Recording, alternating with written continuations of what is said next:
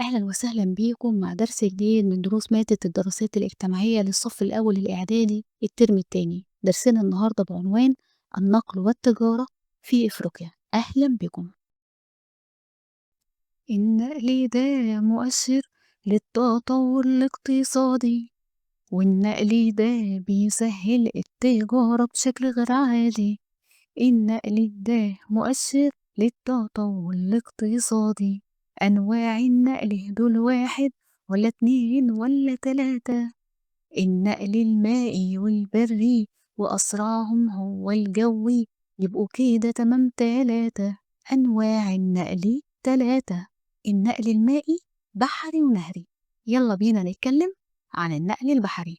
إفريقيا بتتحكم في العديد من الممرات الحيوية لموقعها الاستراتيجي بين القارات. إفريقيا بتتحكم في العديد من الممرات الحيوية لموقعها الاستراتيجي بين القارات. إفريقيا بتتحكم في العديد من الممرات، وهي قناة السويس، مضيق موزمبيق، وخليج غينيا.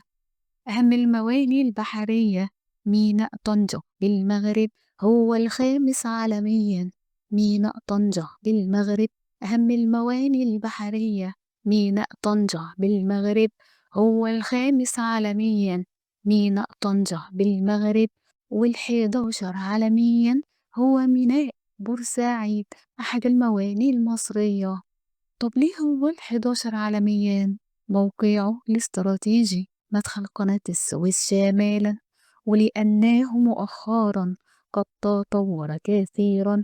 لموقعه الاستراتيجي مدخل قناة السويس شمالا، ولأنه مؤخرا قد تطور كثيرا.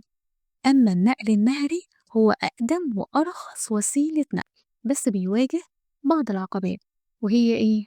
الانحدار الشديد وسرعة جريان مياه، وجود شلالات وجنادل بتعرقل حركة مياه، وانتشار المستنقعات وجفاف بعض الأنهار. وكل اللي فات ده بيؤدي لقلة كفاءة النقل النهري.